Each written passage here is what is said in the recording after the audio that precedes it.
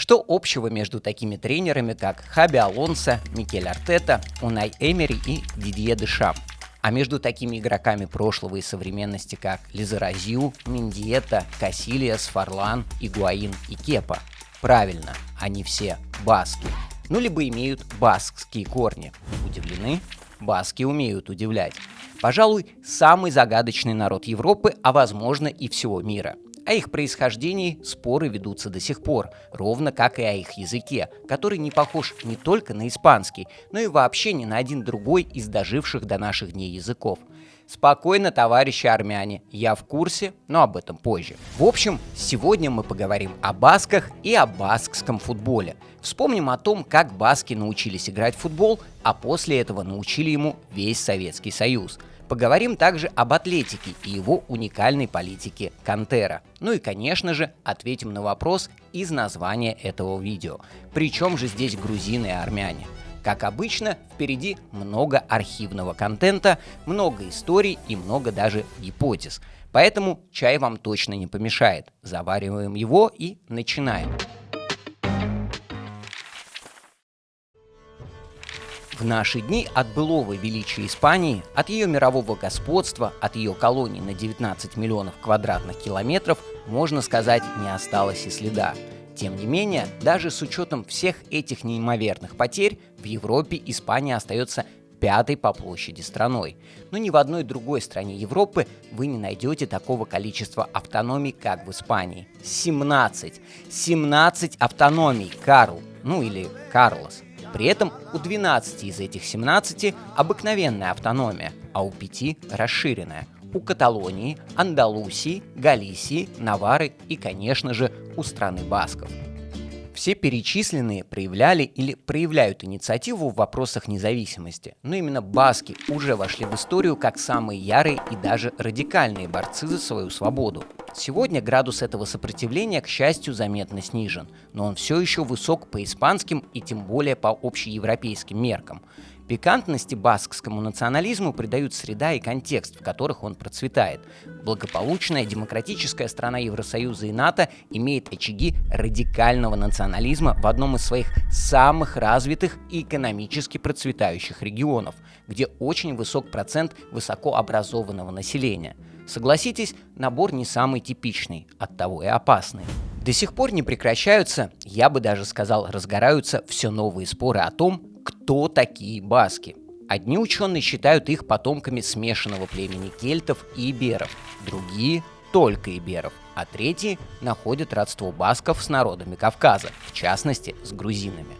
От своих сограждан, от остальных испанцев, баски отличаются темпераментом и обычаями. У басков свои детские сказки, свои предания, свои танцы, свои праздники и своя кухня. Со времен появления на Пиренейском полуострове римлян, это конец 3 века до нашей эры, когда населявшие Испанию племена подверглись романизации, баски, компактно размещенные в горных районах, этого избежали и сохранили свой язык эушкеру. Это единственный доиндоевропейский язык, существующий сегодня в Европе, и этот язык вне какой-либо языковой группы или семьи. Именно эушкера стала основным элементом национальной самоидентификации для басков. Эушкера настолько важна для баска, что на современном баскском баск будет эушкалдунак, что дословно означает «говорящий по-баски». Страшно представить, как тогда будет на баскском немой баск или баск, который не говорит по-баскски. А таких, между прочим, в мире немало. В испанских и французских провинциях Басконии, плюс на севере испанской Наварры проживает около 3 миллионов басков. В то же время считается, что за пределами страны басков, то есть вне Испании и Франции, басков проживает в 5 раз больше, до 15 миллионов. Большинство из них в странах Латинской Америки, и вот среди них точно есть проблема со знанием языка исторической родины. А вот в самой Басконии, в испанской Басконии, языковой проблемы не существует. Там действует особая для Испании модель обучения, модель билингвального образования, в которой баскским школьникам и студентам предоставляется возможность проходить обучение только на баскском языке. Испанский язык в этой модели становится лишь одним из обязательных предметов. По данным за прошлый год, свыше 60% учащихся басков выбирают именно такую модель обучения. Доктор исторических наук Сергей Хенкин в своей статье «Баскский национализм. Метаморфозы развития» очень точно указывает на исторические предпосылки зарождения в басках ощущения собственной исключительности, которые очень часто распространялись и на окружавших их испанцев, ведь они, испанцы, сами не раз проявляли свое исключительное отношение к баскам. Так, еще с XIII века в испанской Басконии существовал свой особый режим политико-административного самоуправления. В ведении местных баскских властей находились налоги и таможня. Своей армии не было, но военную службу в армии испанского короля баски проходили исключительно на территории своей провинции, в Басконии. Ну и самое главное – свои законы, так называемые «фуэрос», свод древних и не всегда писанных правил, действовавших вплоть до конца XIX века и регулировавших буквально все сферы жизни басков, от правил работы на пастбище до брачных традиций. И с этим сводом баскских канонов на полном серьезе были вынуждены считаться испанские короли, которые, помимо прочих клятв, приносили также и клятву верности фуэрос, что в лишний раз убеждало басков в главенстве их правил над правилами, которые устанавливает испанская корона. Примечательно, что в 15-16 веке всем уроженцам баскских провинций был присвоен статус идальго. Что это? Это был такой очень престижный для Испании титул – свидетельство принадлежности к благородному сословию испанского дворянства. А основанием в его получении была объявлена чистая кровь, а именно отсутствие в роду иноверцев-нехристиан. Поганая грязнокровка. Речь шла, понятное дело, об арабах. Но поскольку страна басков, население которой преимущественно было сосредоточено в горной местности, не была полностью завоевана арабами, все ее жители по праву объявлялись благородных кровей, то есть идальго. Наличие северного предка, то есть баска, в своем роду, в то время стремились найти и доказать едва ли не все дворяне Испании. В баскских элитах тогда было принято считать, что в закрытом от неблагородных социуме сформировались некий особый менталитет и национальный характер.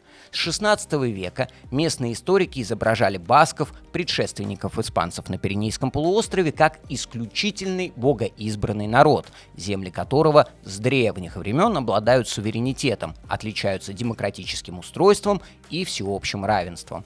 Таким образом, баски веками, с малых лет, впитывали этническую мифологию о собственной исключительности. Классиком баскской националистической идеи принято считать Сабина Арану. Согласно его доктрине, решающим для баскского национализма критерием является не лингвистическая разновидность, то есть не язык басков, а буквально биологическая особенность этого народа. По мнению Араны, фундаментом баскского народа послужила этническая чистота баскской крови. На этом отличии выстраивалась и объяснялась ненависть ко всему испанскому, так как Испания, по убеждению Араны, превратила страну басков в свою колонию и угрожает существованию исключительной баскской расы. Интересно, что сначала Арана требовал полной независимости всех баскских земель, включая Наварру. И при этом предлагаемая им страна басков должна была стать теократическим государством и полностью подчиниться доктрине католической церкви. Но в 1902 году, за год до смерти, Арана признал несостоятельность собственной идеи по независимости Басконии и стал высказываться уже за создание баскской автономии в составе Испании. Почти сразу после этого Арана умер естественной смертью.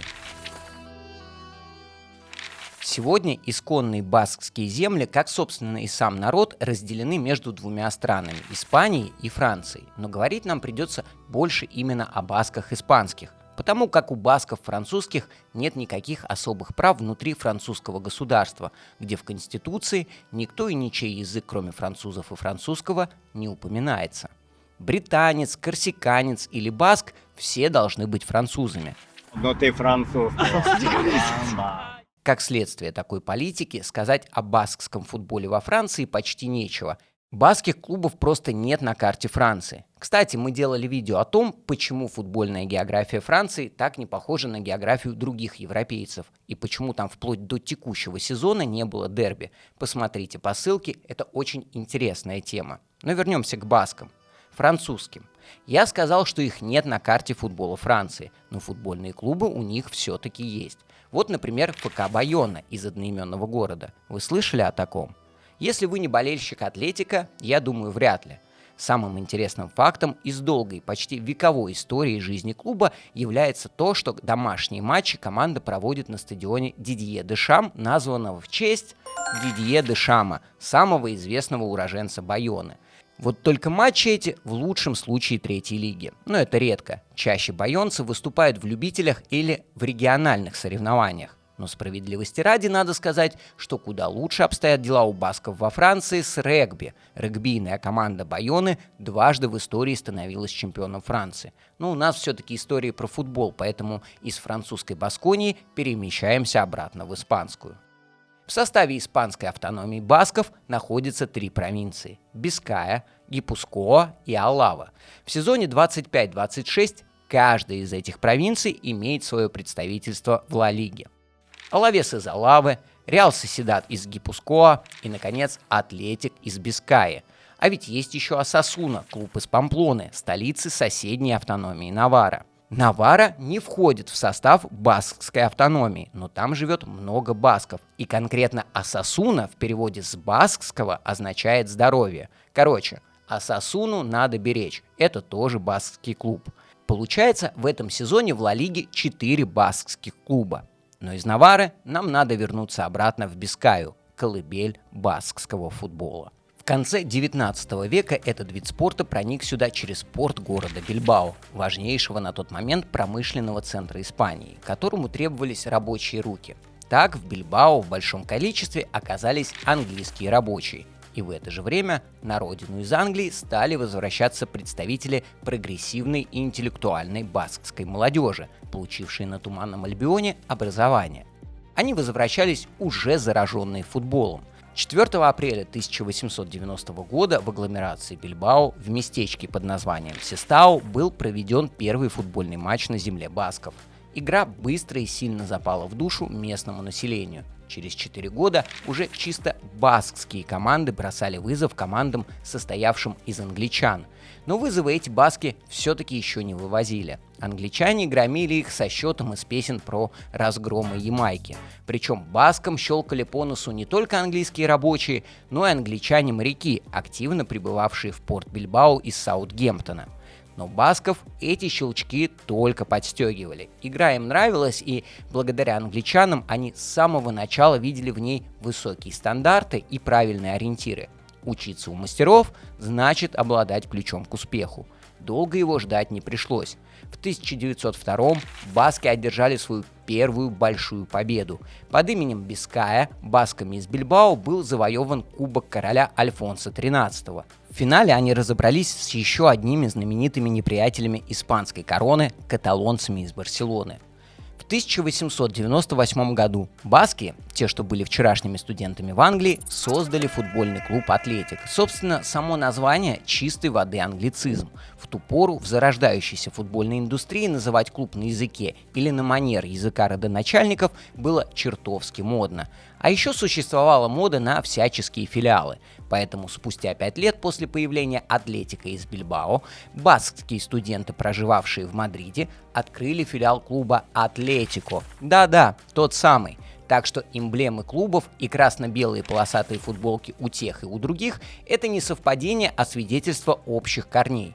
Кстати, по одной из версий, выбор цветов и дизайн футболок был обусловлен не тем, что форму шили из материалов для матраса, а тем, что одни из пионеров футбола в Бискайе были выходцами не просто из Англии, а именно из Саутгемптона, герб которого выглядит вот так. Ну и цвета и дизайн футбольного клуба Саутгемптон, полагаю, вам тоже знакомы. Но вернемся в Испанию, где Атлетико Мадрид на первых порах являлся всего лишь филиалом Атлетика, а порой и обычным фарм-клубом. К примеру, в 911-м финале Кубка Испании за Атлетик забил один из делегированных из мадридского Атлетико игроков Мануэль Гарника. Судя по фамилии, очевидно, он и сам был баском. Но басками не были англичане, продолжавшие играть за Атлетик. Это стало причиной для нападков со стороны конкурентов. Баски психанули и в одночасье перевели себя на политику комплектования команды. Политику Кантеры. В переводе с испанского это всего лишь молодежная академия, но в контексте комплектования этот термин обрел в Испании более широкое значение. Политика Кантеры подразумевала формирование состава только из местных игроков, типа где футболист родился, там и пригодился. После внедрения Кантеры путь Атлетико из Бильбао и путь Атлетико из Мадрида уже не мог быть общим по определению. У каждого из них теперь была своя дорога. Но окончательно, юридически, мадридцы оформили свое отделение и свою независимость от баскской метрополии только в 1924 году. К концу 20-х прошлого века Атлетик Бильбао был главной, но не единственной силой на земле басков. Были также такие клубы, как Реал Унион, Аренас Гечо и небезызвестный всем нам сегодня Реал Сосьедад. Все эти 4 клуба стояли у истоков создания Ла Лиги в 1928 году, а в 1930-м к ним присоединился еще и Депортиво Алавес. То есть 5 из 10 клубов высшей лиги Испании были баскскими. В это же время баски завершили непонятные даже им самим движения по созданию автономных, конкурировавших друг с другом, но в то же время друг друга не признававших федераций футбола в провинциях Гипускоа и Биская и создали, наконец, единую, признанную во всех баскских провинциях федерацию футбола и собрали свою первую сборную и провели свой первый матч с командой Каталонии в 1930-м. Выиграли 1-0. Это было началом футбольной гегемонии басков, которая началась в 1930-м и была прервана началом гражданской войны в 1936 году.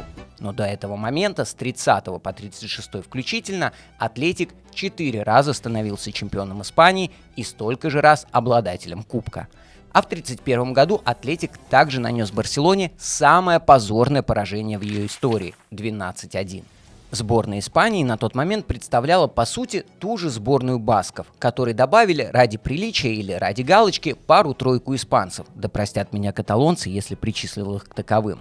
На чемпионате мира 1934-го сборная Испании произвела настоящий фурор и выбила на стадии 1/8 сборную Бразилии 3-1, но была остановлена в четвертьфинале, причем в переигровке ничейного первого матча хозяйкой турнира и будущим ее победителем Италией. Бразильцам за сборную Испании забивали Ирарагори и Лангара, а итальянцам Ригейро Пагола. Как вы уже догадались, все трое были басками. Испания к этому моменту уже перестала быть монархией, теперь она являлась второй республикой. Первая, в 1873-м, была крайне непродолжительным по времени опытом, меньше 2 лет, за которые при этом успели воцариться и политическая, и социальная нестабильность. В принципе, это описание вполне себе подходит и Второй Испанской республике, внутри которой проблемы начались буквально сразу. Обстановка накалялась в течение 5 лет, и в 1936-м в Испании началась масштабная и очень кровопролитная гражданская война, унесшая жизни почти 500 000 человек. Не будем углубляться в детали этого события, это все-таки тема отдельная и сложная. Но если очень сильно упрощать, то это было вооруженное противостояние поднявших мятеж военных и правых сил против законного правительства Второй Республики. В ходе этого конфликта происходило также и столкновение идеологий: социализма, либеральной демократии, фашизма, анархизма. Полный фарш. Ковыряться в этом не будем, но из важного для нас с вами это то, что законную, действовавшую власть в Испании поддержал СССР и лично товарищ Сталин. А мятежников во главе с Франциско Франко, который в итоге одержит победу и придет к власти и будет ее удерживать до тех пор, пока смерть не разлучит с ней, вот его поддержали Муссолини и Гитлер, то есть фашистские Италия и Германия. Баски в этой войне, разумеется, воевали в первую очередь за самих себя и за право на самоопределение, но фактически они были на стороне республиканцев, которых поддерживал Сталин. И в дальнейшем это еще сыграет свою роль. Ну а пока баски, не особо-то и боровшиеся за социализм или либеральную демократию, действительно рьяно и ожесточенно боролись против фашистов испанских и поддерживавших их итальянских и немецких. Одним из главных событий той войны, не для басков, а вообще для всех, стала бомбардировка баскского города Герника немецким легионом Кондор при поддержке 3 итальянских бомбардировщиков. Город подвергся атаке не случайно. Помимо военной промышленности и стратегически важного моста в Гернике находилось одно очень важное дерево, а именно дуб.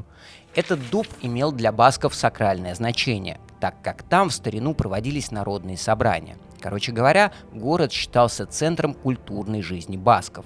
Но после налета центр города был полностью стерт с лица баскской земли 20 тоннами фашистских бомб. Но дуб, Именно тот дуб, который стоял там на момент бомбардировок, выжил и был сохранен и даже защищен при следующих попытках франкистов его спилить.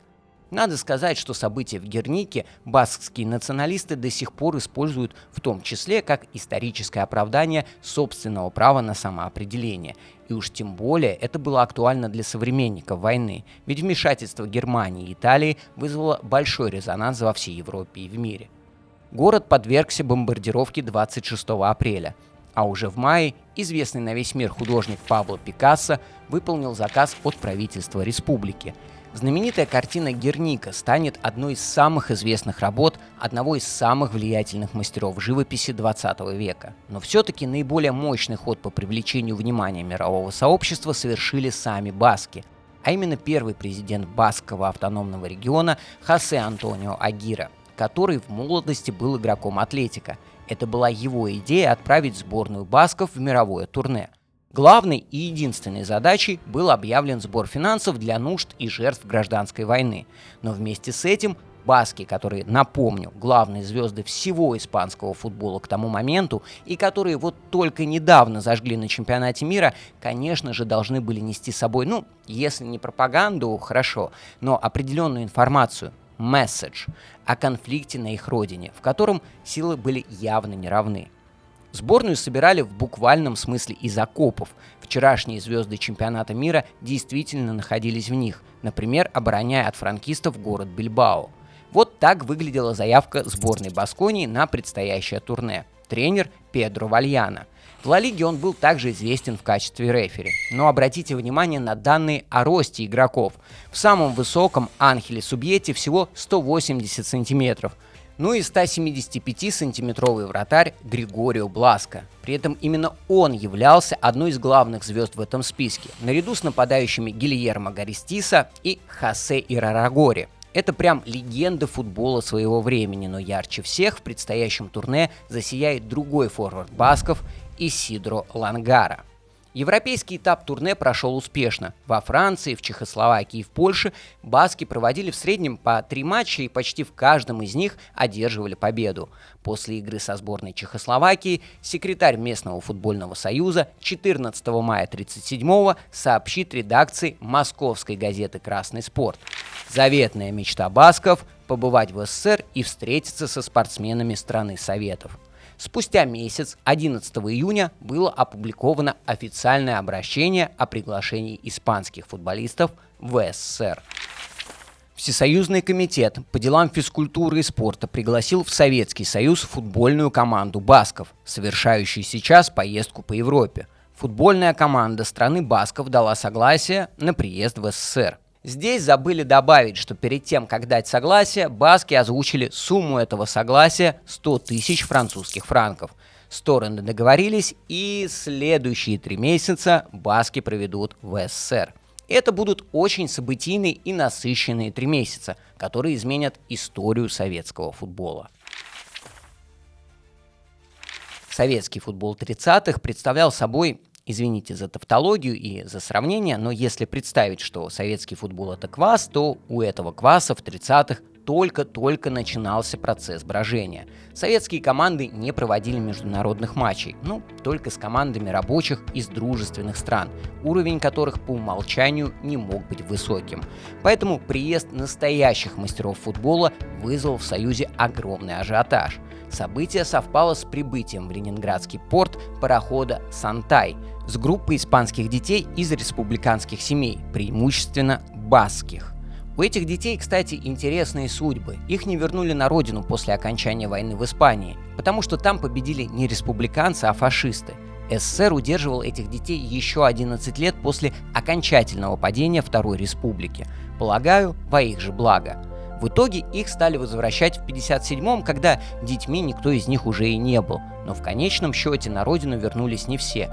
Некоторые предпочли остаться, некоторые даже успели стать в СССР героями Великой Отечественной войны. Но вернемся в Москву в июнь 1937-го. Перед первым матчем с «Локомотивом» было подано около 1 миллиона заявок от желающих попасть на игру, чтобы своими глазами увидеть кузнечников мяча из далекой, но недавно ставшей такой близкой республиканской Испании. Интересно, что басков в советских СМИ называли басками, и команду их называли в том числе сборной басков. Но каких-то развернутых объяснений советским гражданам никто не давал. Ну, баски и баски, из Испании же. Однако стоит понимать, что советская программа была рассчитана на поддержку именно республиканских сил Испании в целом, а не национальных сил страны басков в частности. Но каких-то противоречий в этом никто не находил. Вот они, рядовые бойцы войск Басконии, вызванные республиканским правительством с фронта, чтобы собрать деньги для жен и детей борцов, погибших в боях за свободную Испанию. Стадион «Динамо» был битком. Он тогда вмещал 54 тысячи зрителей, но с учетом верхней широкой площадки, откуда можно было наблюдать за происходящим на поле стоя, общая вместимость достигла 80 тысяч зрителей, хотя некоторые источники утверждают, что в этот день на «Динамо» были и все 90. И, конечно же, всем было жутко интересно, как столь серьезную проверку пройдут лучшие советские футболисты. Первыми в очереди на правах обладателей кубка оказался московский «Локомотив». Объективно, не самая сильная команда Союза. В чемпионате они финишировали вне первой тройки, но все-таки обладатель трофея. Однако никто из железнодорожников не знал толком, чего ждать от басков. Да и от самих себя, чего ожидать на фоне этих басков, тоже никто не имел ни малейшего представления. Интернета не было, как и не было на чемпионате мира сборной СССР, чтобы как-то предметнее понимать свой уровень относительно одних из лучших на тот момент в мире. Мы попросили нейросеть представить, что в Советском Союзе была букмекерская контора, и что она выдавала предматчевые коэффициенты на игру басков с Локов в 1937. Вот такие цифры мы получили в ответ. Довольно занятно. Тем не менее, после разгрома «Локомотива» 1-5 многие в Москве удивились. Да как так-то? Неужто специально слил баскам игру этот иностранец Жюль Лимбек? Даже такие версии выдвигались народную молвою. Но в следующих играх понимание пришло. Баски просто сильнее. Значительно сильнее всех советских команд. И технически, и тактически. После Лока они обыграли московское «Динамо», которое в год приезда басков станет чемпионом СССР. Затем был вояж в Ленинград, где в ночь перед матчем со сборной города басков как следует напоили на пышном банкете. Замедленные похмельем, они пропустили 2 мяча в первом тайме, но во втором сумели прийти в себя и отыграться, сведя дело к ничьей.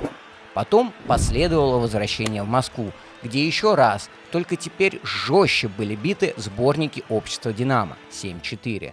Но отпускать басков из столицы, отпускать без победы над ними никто из большевиков не собирался. Поэтому был организован еще один матч типа со «Спартаком». Типа, потому что заявка красно-белых на эту игру была усилена футболистами московских ЦДК, Металлурга, Локомотива, а также Киевского «Динамо». Помимо этого безобразия, в матче было просто неприлично плохое судейство. При счете 2-2 арбитр Иван Космачев, который впоследствии будет отстранен от работы советским же комитетом, назначил настолько левый пенальти в ворота басков, что те развернулись и ушли в подтрибунку. Оттуда их после 40-минутных уговоров возвращал сам Вячеслав Молотов. С басками он, похоже, подписал пакт о непокидании поля. Так или иначе, но баски наконец-то поняли, чего от них хотят и что им требуется делать. Баски уступили «Спартаку» 2-6. Впервые команда басков терпела поражение на московском футбольном поле. Игра закончилась со счетом 6-2 в пользу команды «Спартака». Дальше были Киев, Тбилиси и Минск. Но именно в Грузии получилось с наибольшим размахом. Там их встречали, кормили, поили, возили, как родных, по всем местам отдыха и культуры. Это были бесчисленные экскурсии, посещение филармоний, театров, поездка в древнюю столицу Грузии Мцхету, травмированных Луиса Ригейра и Рарагори грузины даже отправили на лечение в курортное место, по разным источникам, то ли в Боржоми, то ли в Цхалтуба.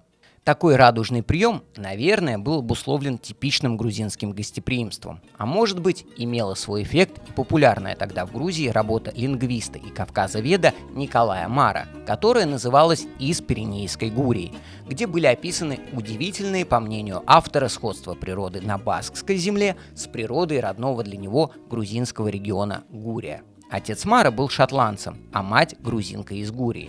Правда, надо сказать, что в Пиренейской Гурии он описывал природу французских, а не испанских басков.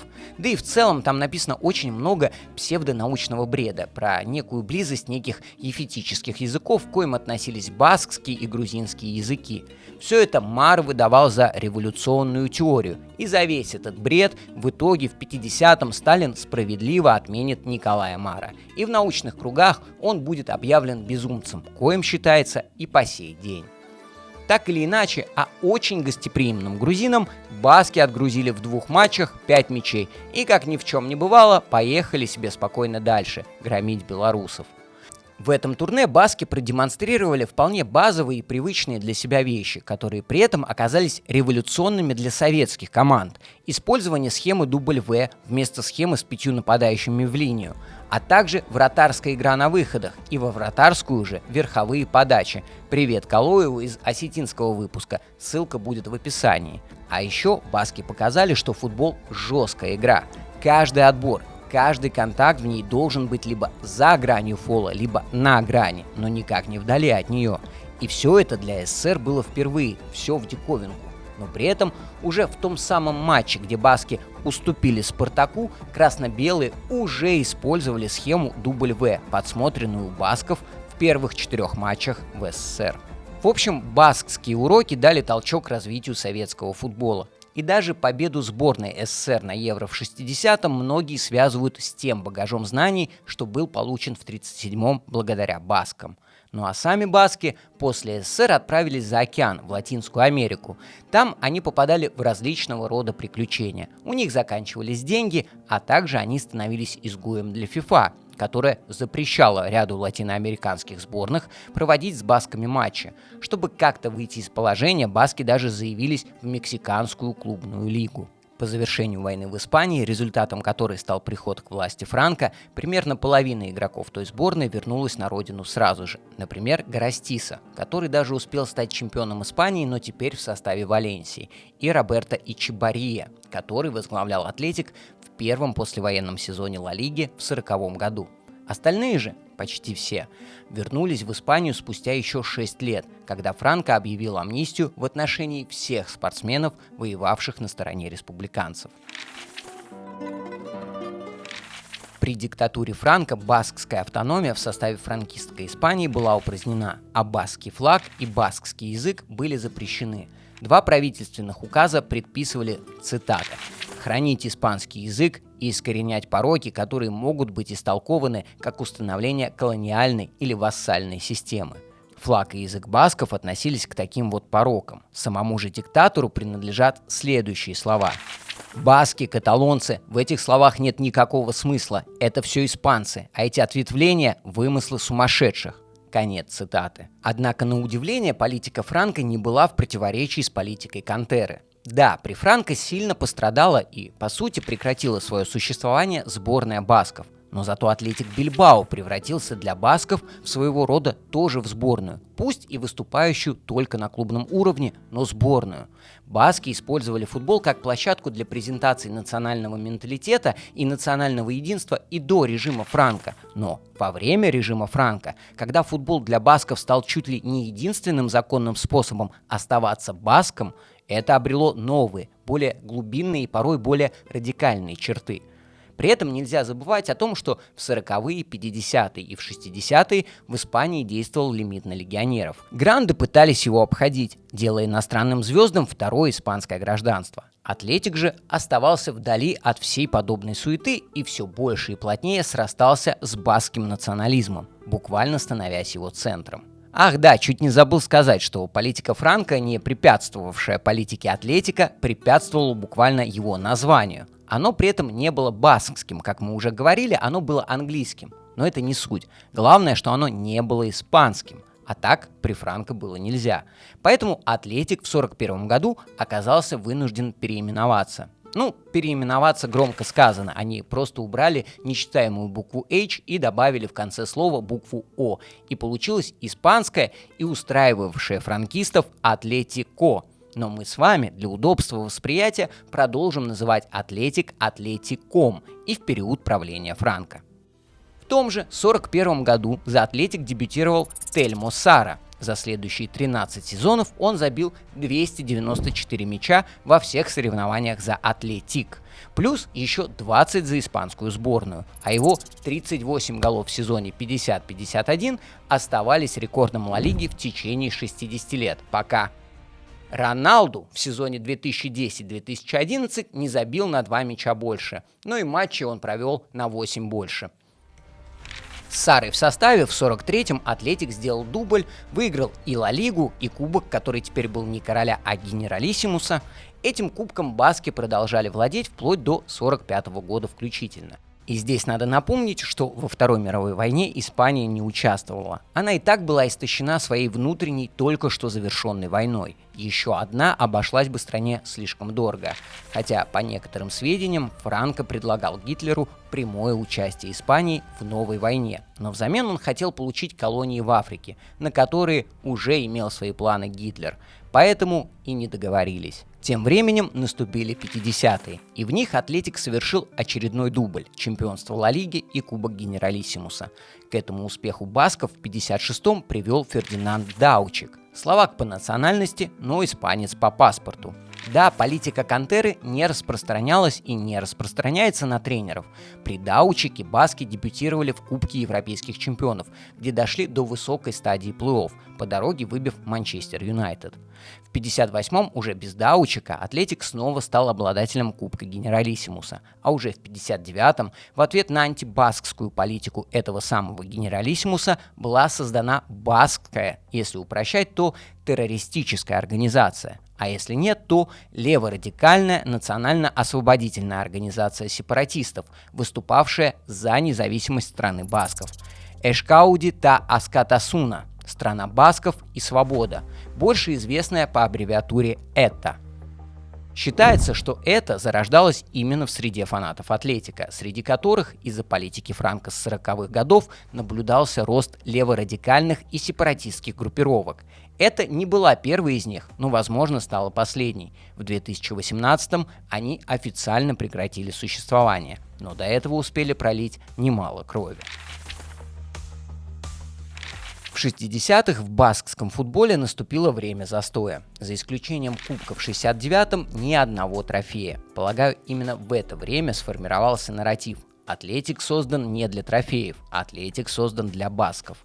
Но до 60-х Атлетик все-таки входил в число грандов испанского футбола, был одним из самых титулованных клубов страны. Это, впрочем, и по сей день так. Но до 60-х годов разговоры в духе «мы здесь не ради трофеев, а ради басков» не то чтобы не соответствовали действительности, но звучали бы не совсем правдоподобно. Впрочем, тогда они и не звучали, а вот в 60-х, да, именно так и было. Атлетик выпал из числа сильнейших клубов Испании, и его болельщики действительно на деле продемонстрировали, что баскская идея клуба выше всяких титулов, и что можно быть сколь угодно слабее конкурентов технически, физически или тактически, это все не имеет никакого значения, если ты баск и если бьешься за Атлетик на поле каждый раз как в последний. Тем не менее, в 60-х, а именно в 64-м, сборная Испании впервые в своей истории стала чемпионом Европы.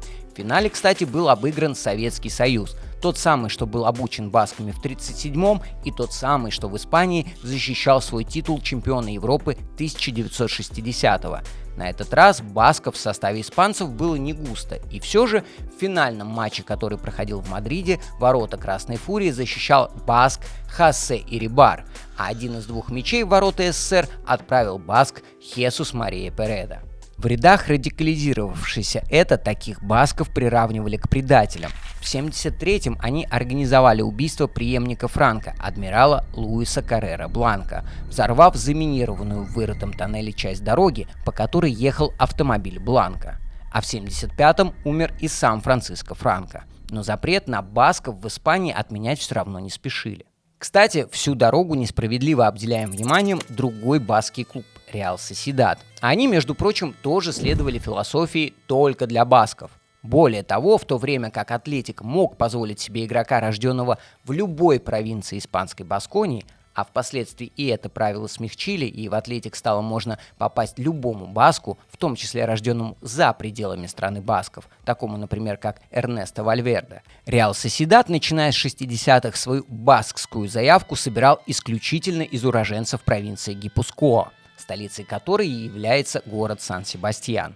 В сезоне 80-81 сан-себастьянцы впервые в истории стали чемпионами Испании.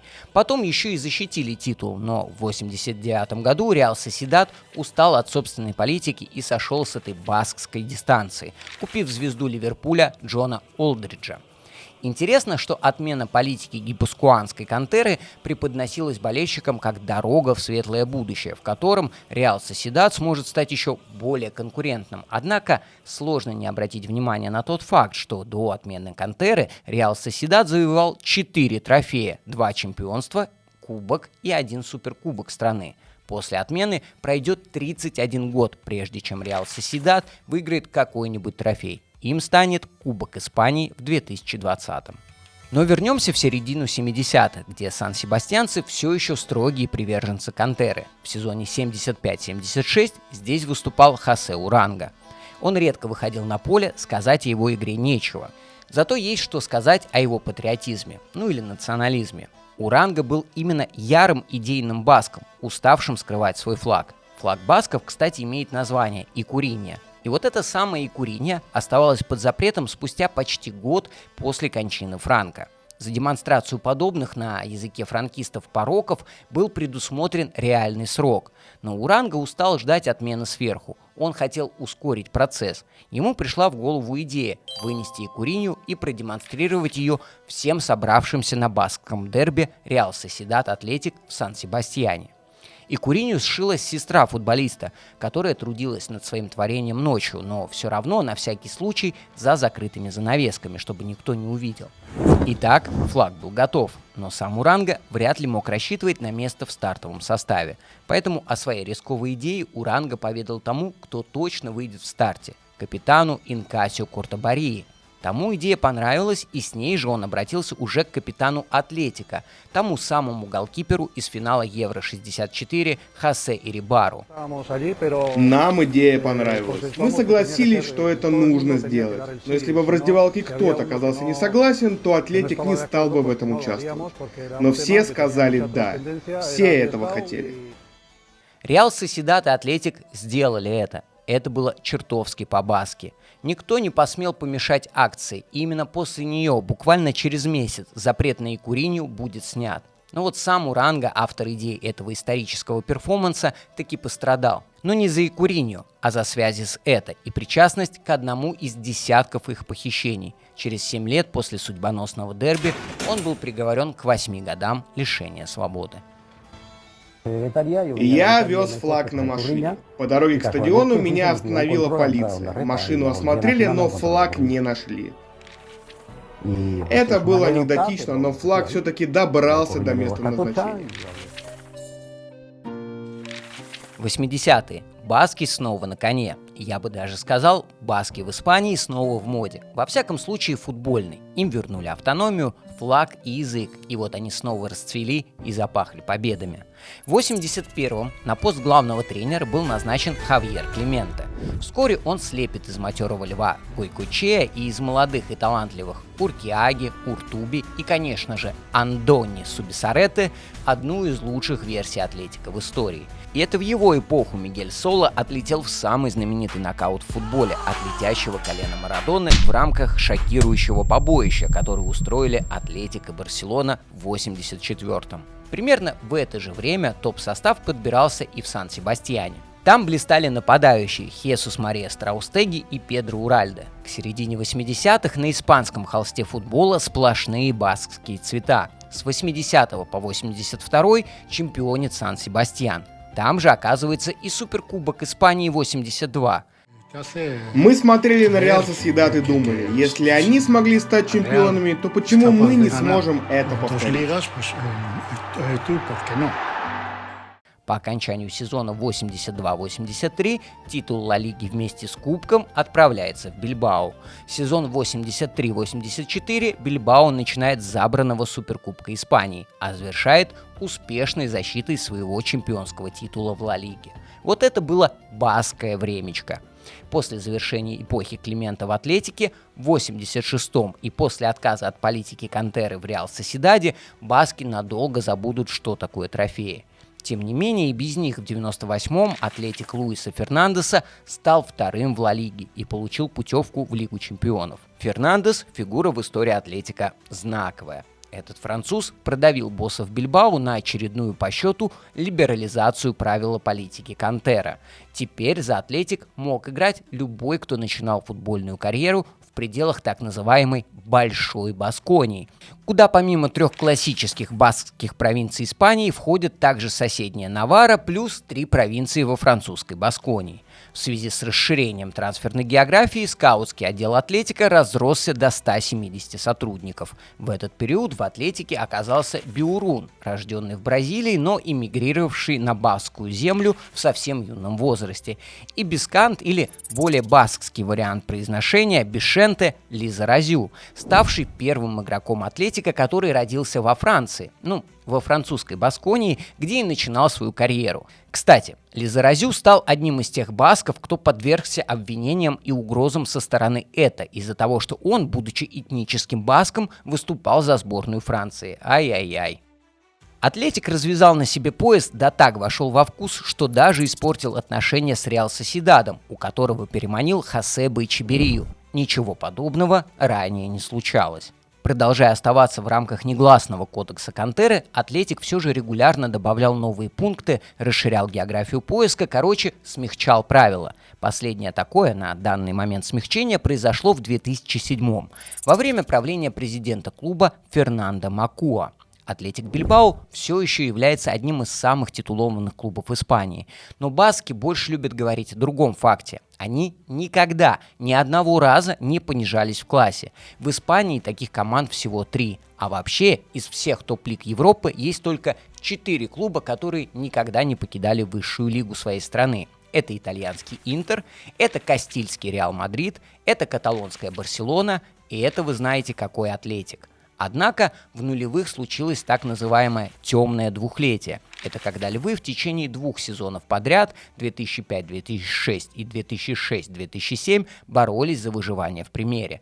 Причем в 2007-м вылета в секунду удалось избежать только в последнем туре. Это был худший сезон в истории Атлетика. Президент Макуа услышал эти звоночки и расценил их как сигнал к новым корректировкам в политике Кантеры.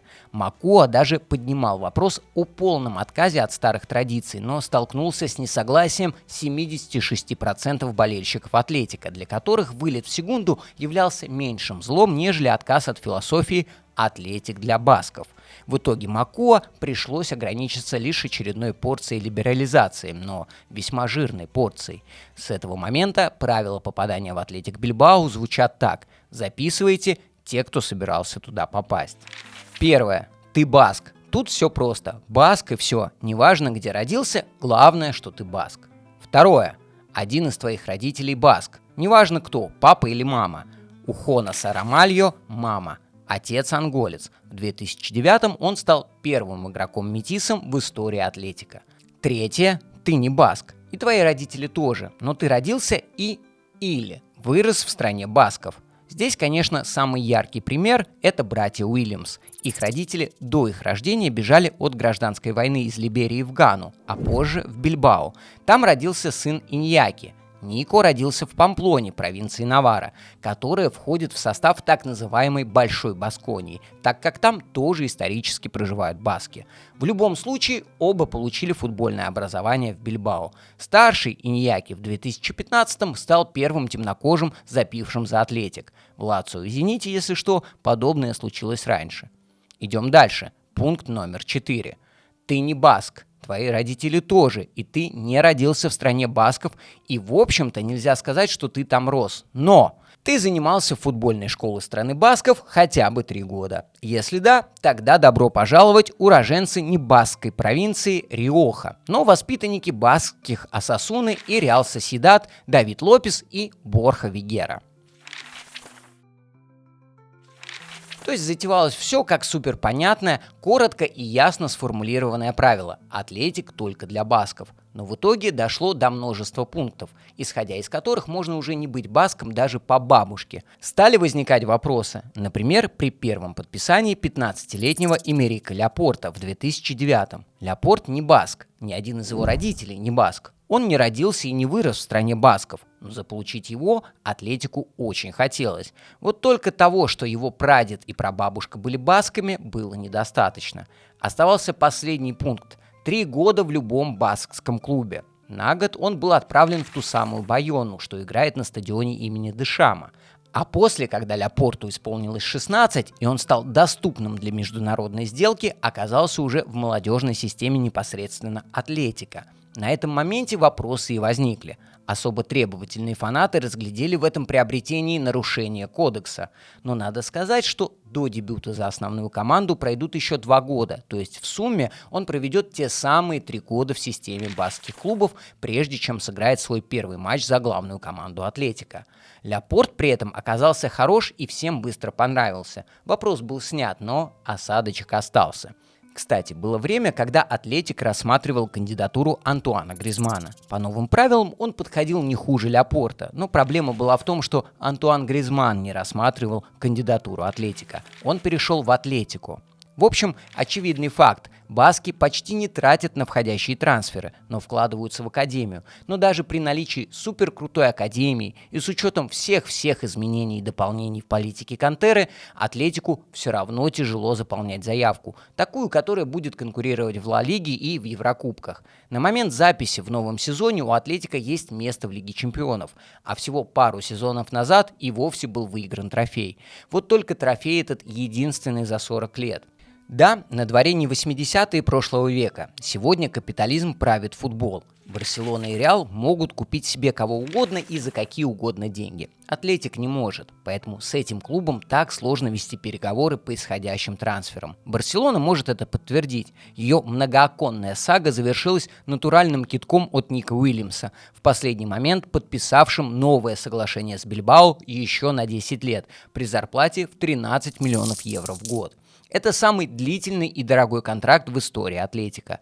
И клуб пошел на это не столько из-за крутости самого Ника или из-за теплых чувств к нему. Нет, конечно, и из-за этого тоже, но в большей степени все-таки из-за того, что в клубе хорошо понимают, как сложно будет искать и опять находить замену.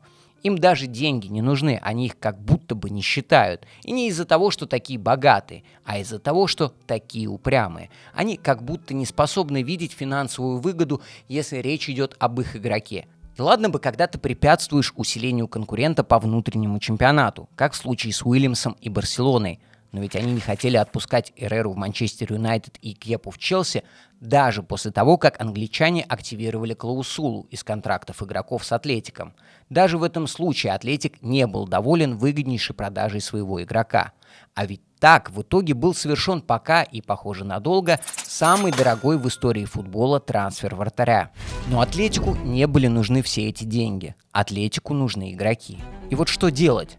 Как покончить с этими бесконечными мытарствами, но сохранить при этом изюминку? Как снова расширить географию поиска молодых талантов? Как легализовать открытие новых трансферных рынков, но остаться при этом басками? Внезапно, но есть пара идей. Заваривайте еще один чай. Итак, это будет революционное предложение с моей стороны. Да, подобное будет сложно осуществить. Но на самом деле не сложнее, чем продолжать жить в условиях, которые корнями уходят в начало прошлого века. Путь к решению давно существующей проблемы Атлетика лежит через, как бы это странно ни прозвучало, через признание одной из версий происхождения басков, единственно верной и не поддающейся каким-либо сомнениям, во всяком случае со стороны самих басков. То есть нужно всего лишь признать на официальном уровне родство с одним из тех народов, с которыми баскам приписывают общее происхождение. Итак, предложим и разберем несколько из существующих вариантов. Вариант номер 1 – ирландцы. Признать свое кельтское происхождение и объявить известных потомков кельтов, например, ирландцев, братским народом, было бы не так сложно. В результатах исследования хромосомных гаплогрупп генетическое родство между басками и кельтами Ирландии прослеживается вполне себе явно. Собственно, вспомните историю Реал Сосьедад и их первый трансфер после отказа от политики, которая выжимает сегодня соки из Атлетика. Они тогда подписали именно ирландца – Джона Олдриджа. Совпадение? Возможно. Но в любом случае рынок готовых ирландских мастеров и молодых ирландских талантов – это хоть и не самый плохой вариант для Атлетико, но и не самый хороший. В своем последнем на момент записи этого видео матче сборная Ирландии проиграла армянам. И как раз с ними, с армянами, связана еще одна гипотеза. И согласно этой гипотезе, теми единственными в мире родственниками басков, которых никак не могут отыскать историки и археологи, являются именно армяне. Факт первый. Испания не входит в список стран, официально признавших геноцид армян. Однако у испанских басков в своей автономии есть и свой парламент. И вот им 20 апреля 2007 была принята декларация о признании геноцида армян в Османской Турции в 1915 году. Разумеется, этот факт не может доказывать какое-либо родство между двумя народами. Но согласитесь, деталь интересная.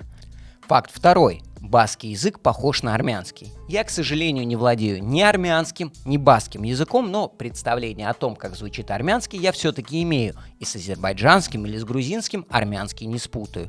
И вот мне кажется, что баскская речь действительно местами как будто бы отдает армянской фонетикой. Давайте послушаем короткий фрагмент из баскского музыкального андеграунда.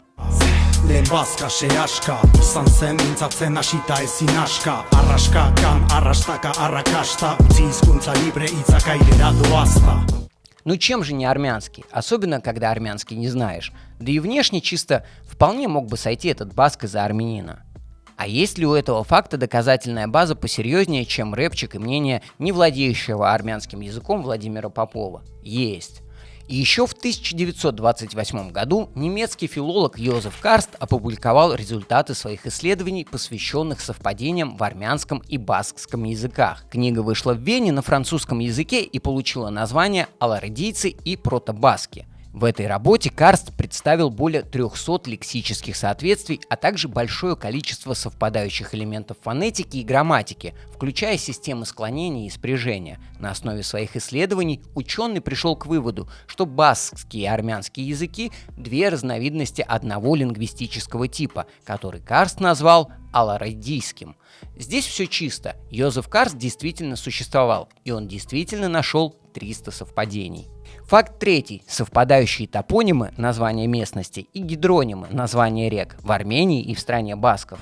На эту тему есть целые списки, блуждающие по просторам интернета. И надо сказать, что при проверке данных из таких списков половина пунктов сразу летит в корзину, так как авторами при описании случайно или намеренно были допущены неточности. Например, в таких списках нам сообщают, что Шубероа – это старое название баскской провинции Суль во Франции, в то время как Шубрия – это древнее название армянской провинции Сасун.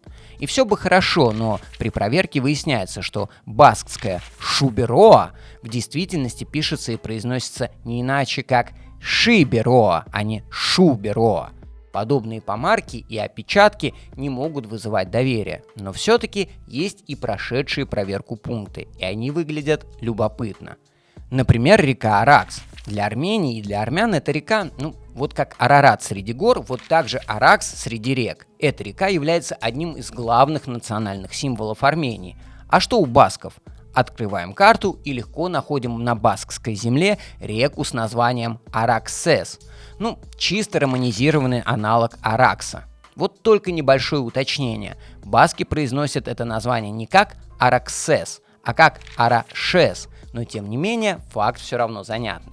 Факт четвертый. В древней баскской мифологии основатель баскской нации носит имя Айтор, что соответствует армянской конструкции Айтор, что означает буквально «внук армянина». Факт интересный, но проверку он прошел лишь наполовину, потому как имя Айтор в древней баскской мифологии не упоминается. При этом Айтор – это действительно баскское мужское имя. Но это имя придумал баскский писатель XIX века Агусти Шао. Он же, кстати, считается предшественником левого баскского радикализма. В 1848 году он опубликовал произведение «Легенда об Айторе». В нем он буквально сочинил миф о создании баскского народа, и также буквально он придумал имя для главного героя – Айтор. И вот в то время, как армяне считают, что Айтор – это внук армянина, баскские лингвисты убеждены в том, что Агасти Шао для образования этого имени использовал баскское словосочетание «Айторен Шеме», что в переводе означает «сыновья хороших айцов». Айта отец по-басски. И вы можете легко убедиться в том, что к древней мифологии басков это имя не имеет отношения, потому как абсолютно все известные интернету баски с именем Айтор родились после 1848 года, то есть после появления на свет произведения Агусти Шао. Но будь этот факт про Айтора хоть трижды правдив, все равно в этой гипотезе всегда будет оставаться одно серьезное «но». Армянский относится к индоевропейской языковой семье, а баскский нет. Армяне индоевропейцы, а баски нет. В принципе, на этом можно и заканчивать. Похожие же по звучанию и смыслу слова в обоих языках лингвисты объясняют тем, что слова эти и армянским, и баскским могли быть заимствованы из третьего языка. Таким образом, шансы на то, что мы увидим Спиртсяна в атлетике, крайне малы. Но мне бы все равно этого хотелось. А вам? Захарян тем временем уже как раз в баскской команде.